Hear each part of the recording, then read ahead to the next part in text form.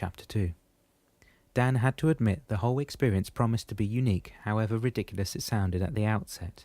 He was convinced it would never work. As they started walking towards a painting hand in hand, they focused on the scenery depicted in the picture. The house resembled theirs in Bethlehem, almost in every detail. The front yard was punctuated with pine trees that partly hid the driveway up the hill, and the facade of the home looked very much the same too. It was strange. The nearer they came to the picture, the nearer they felt to their house, as if literally crossing the street in front of it. Their bodies pressed against the painting now. They began to feel lighter, and lights began to flash back and forth along with fog and winds blowing from different directions. Then all of a sudden everything stopped. They were on the other side. Instinctively they turned around, but there was nothing else to see, only the street they had just crossed. Malou and Dan, still holding hands, looked at each other, very surprised since they were both confused as to where they were. They started looking around, although they were not standing in front of their house, as they first expected. The place looked very familiar. Malou said to Dan, "Is this real? Are we really back in time? Are you in my dream or am I in your dream?" So many questions, but then it hit them. They were actually living a true dream. Not sure if people could see them or not, they decided to go to the closest store they found, and to their astonishment, yes, they were really here. They were as alive as they were back in Pahokee minutes ago, but in what appeared to be their own town of Bethlehem in Pennsylvania. The sidewalk, the streets, the grocery store, the coffee shop, everything was the same as it had been 13 years ago. They went into the nearby drugstore, curiosity gnawing at their minds, and began looking around the shelves, aisles and counters. Dan walked past a mirror, and to his amazement, he saw his reflection exactly the way he looked 13 years back. Same clothes, same haircut, and everything. He soon realized that he was not only back in time, but inside the body he had then, and Malou also looked the same as she did then. The dream catcher was still around their necks, intact, the way it looked when the old man gave it to them, but that was the only thing that remained the same. "How strange this whole thing is," Dan said to Malou. "We're back in time within our own selves, so that means we can actually go home and live our old lives. I just wonder how our kids will see us, and if they will notice anything different. Or wait, are we going to meet ourselves, or did we enter our bodies 13 years ago?" Since they were back in time, their children, Stefano, was only 9, Dan 7, and Gabby 4. Wow, how beautiful to see them so young again, being able to hug them and kiss them and be able to make up for the time I was always away from them, Dan thought. When they began walking toward their beautiful home, they soon saw it the same way as it looked 13 years previously. Dan's best friend Dante and Heath, his cousin, were there in the front yard talking. Heath and Dante both lived with Dan and Malou in their house, and for Dan it was such a great pleasure seeing them. They looked also so young. When Dan and Malou came up the steps, Dante and Heath said hi, as if they had just seen the couple earlier in the day. It was pretty obvious they had noticed nothing, as if the two were never gone, or were they? None of these things made any sense to him, but Dan was actually happy that they were there. Malou looked like a child with a new toy running around their house, fixing things and preparing a feast for everyone. Daniel, Gabby and Stefano must have been still at school since it was early afternoon when Dan and Malou arrived. The school bus would bring them around 3 p.m. and drop them off in front of the house, so it gave Malou time to do her thing without having to stop what she was doing to go pick them up.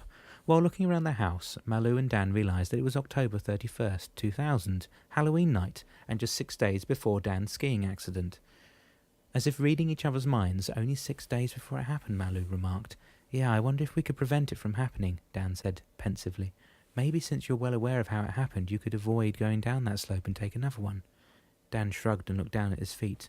"I don't think it's a matter of choosing another slope." He raised his eyes to Malou. "I think it was my destiny to have that accident. Even if I had stayed in town that day, I believe that I would have had an accident of some kind. Maybe you're right, but in any case, we should have asked the old man about that. I mean about changing what happened. Maybe he could have told us what to do." "I don't know, Malou," Dan replied, taking his wife in a tender embrace. "Changing anything in our past may affect our future. But if there was any way I could avoid that accident without changing our entire future, I would, believe me." "There was too much pain, Dan, and it did change our lives," Malou whispered in his ear. "I don't think I'd want to live through that again." Releasing his embrace, Dan said, "Yes, I know, hun, but today and for the next 6 days, we've got to enjoy this gift and live that past fully and as best as we can, okay?" A smile appeared on Malou's face. "Yes, you're right. This is Halloween night, and when the kids get home, I think we need to get ready to take them down trick-or-treating before the next snowstorm. What do you think?" "Yeah, let's make it a fantastic night." Dan agreed, all smiles now. Stefano, Gabby and Daniel arrived from school an hour later. How adorable they looked, Dan thought. He and Malou couldn't get over the fact that they were seeing their 3 children exactly as they were 13 years ago. All 3 of them still infants, really, laughing, screaming, running up the driveway and chasing each other until they burst through the front door. Malou and Dan ran towards them and hugged them tightly, one of those hugs that seemed to last forever. Dan asked them how their day went and got only one answer from his son, Stefano. "What's that, Dad?" he asked, pointing to the dream catcher. "Yeah, Dad, what is that thing? I've never seen you wear it," Daniel rejoiced, looking up at their father inquiringly. "That's something your mother and I picked up at the store today." He turned to point at Malou's necklace. "See, Mum's got the same." Gabby, as curious as ever, swung on her heels and looked at her mother, who had knelt beside her daughter by then. "Do you like it?" Malou asked. "It's beautiful, Mummy. Can I have one like that too?" "I'm sure you can, honey, but you'll have to wait until you grow up." "Why's that, Mum?" Dan asked. "Has it got to do with lovey-dovey things?" "Don't ask dumb questions unless you want dumb answers," Stefano retorted, elbowing Daniel in the ribs teasingly. Okay, kids," Malou said. "Enough of that for now. Why don't we get ready for our trick-or-treat night before we have dinner?" "Yeah," all 3 kids yelled in unison. "What's for dinner, Mum?" Stefano, the forever hungry one, asked. Malou shot a quick glance in Dan's direction before she replied, "The lasagnas are in the oven. How's that?" Dan smiled, recalling their conversation on their way to Pahoki. "That sounds great, Anne," he said, turning and walking to the front door. "Where are you going, Dad?" Stefano asked, rushing after him. "Just to talk to Dante and Heath."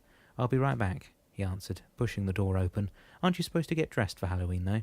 "Yeah, but it won't take me no time at all to get a sheet over my head." "You're going to be the scary ghost again, are you?" "Oh, yeah," Stefano growled suddenly, extending both his arms up as if he were about to devour his father in one mouthful.